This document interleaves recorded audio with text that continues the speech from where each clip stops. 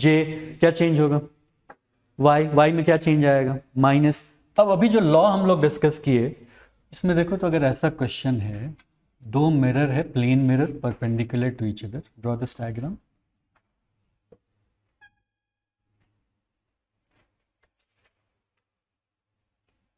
ये incident ray है, ये एंगल थीटा है, suppose this angle is theta. दो रिफ्लेक्शन होगा। तो लोग इस क्वेश्चन में क्या होता है, क्वेश्चन पे नहीं जाके let us start solving this one. ये एंगल हमको पता है 90 माइनस थीटा, डॉटेड लाइन से ही रिफ्लेक्टेड रे को शो कर दिए। ये एंगल और ये एंगल, लेट अस से दिस इज फाई, ये भी कितना होगा फाई। ये एंगल फिर कितना है थीटा। देन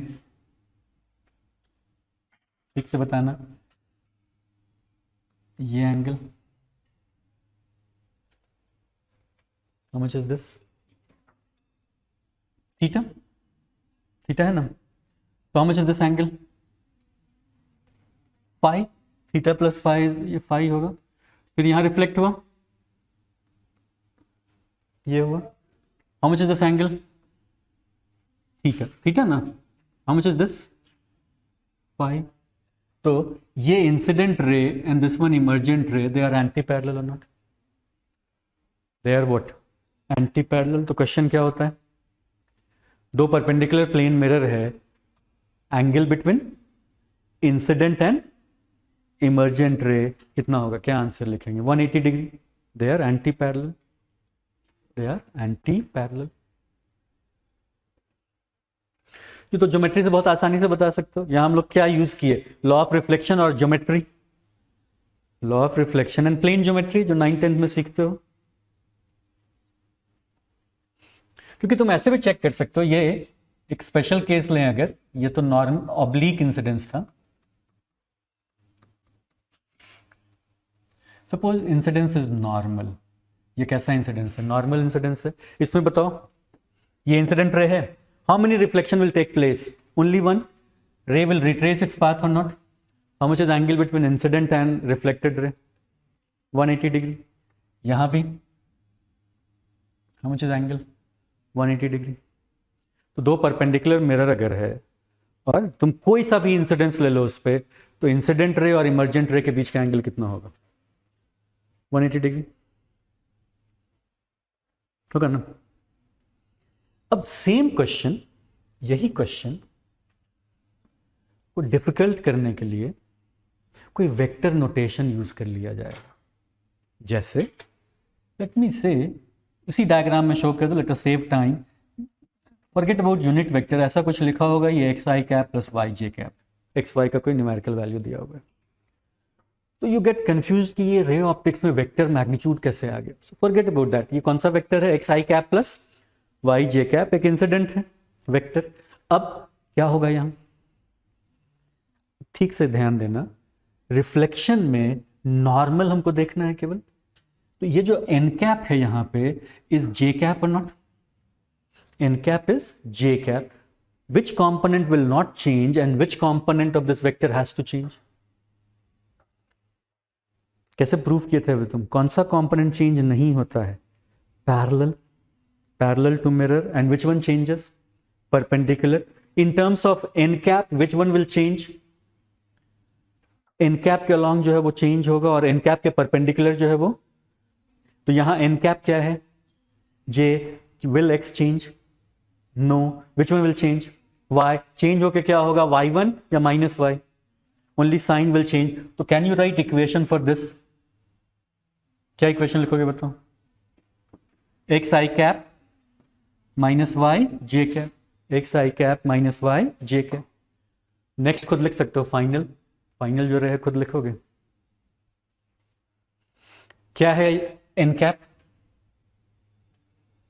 आई कैप है ना, विच one will not change, J cap will not change, which one will not change, J cap, which one will change, I cap, what change. तो इमर्ज फाइनल क्या होगा रे, ये माइनस एक्स आई plus या minus, ये तो वही रहेगा ना, देखो तो वेक्टर नोटेशन में इंसिडेंट रे क्या था, x I cap plus Y, और फाइनल रे क्या है, एंटी पैरेलल है या नहीं, दे आर पैरेलल और एंटी पैरेलल। बस इतना सा एक आइडिया बेसिक होना चाहिए। क्या सीखे इससे बताओ? किसको देखेंगे, मिरर को या यूनिट वेक्टर? कौन सा unit vector? I am very sorry, perpendicular to mirror that is N cap. So perpendicular to N cap things will change या no change? No change. And parallel to N cap change, and what change? Minus sign. क्योंकि अगर 2D वाला case है ना, तब तो हम लोग ज्योमेट्री यूज कर लेते हैं। ज्योमेट्री में प्रॉब्लम कब होता है, जब 3 डायमेंशन इशू कब होता है, व्हेन इट इज 3 डायमेंशन। अगर 3 डायमेंशन मान लो, ऐसा क्वेश्चन में लिखा हुआ है 3 mutually perpendicular plane mirrors. Next लिखो 3 mutually perpendicular plane mirror, 3 mutually perpendicular plane mirror.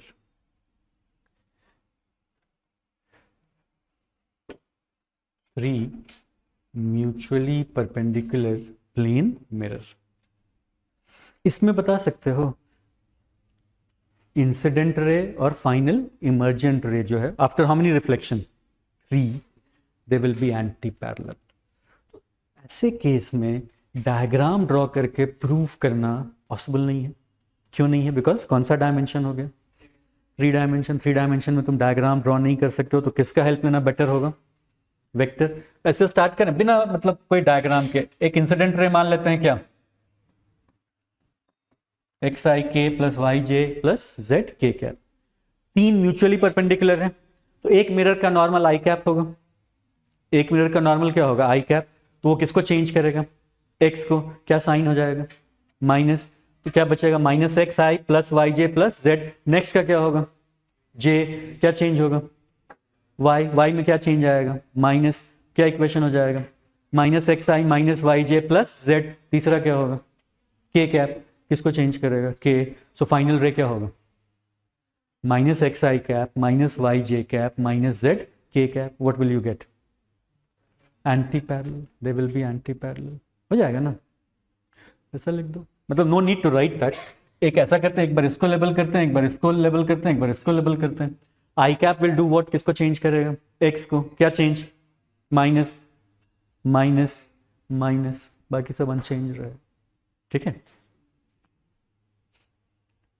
तो बहुत डिफिकल्ट क्वेश्चन नहीं होता है वेक्टर पे बेस्ड, बहुत डिफिकल्ट क्वेश्चन नहीं होगा। केवल क्या अलर्टनेस चाहिए, along n cap। n cap का मतलब क्या हुआ, perpendicular to reflecting surface। that component will change, value will change या only sign will change, sign will change। done। ठीक है।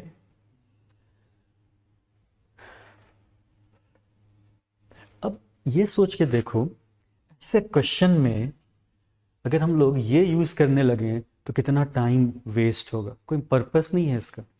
टाइम लगेगा या नहीं, तुम इनका डॉट प्रोडक्ट निकालोगे unnecessarily, it will take so much of a time. कोई जरूरत ही नहीं। एक बेसिक आइडिया होना चाहिए कि हाँ, इसी को क्या कहते हैं, law of reflection with help of vectors. इसके बियॉन्ड कुछ नहीं करना होता है। ठीक है ना। अब कुछ केसेस डिस्कस करते हैं। पहला है प्लेन मिरर, हम लोग डिस्कस कर रहे हैं डेविएशन।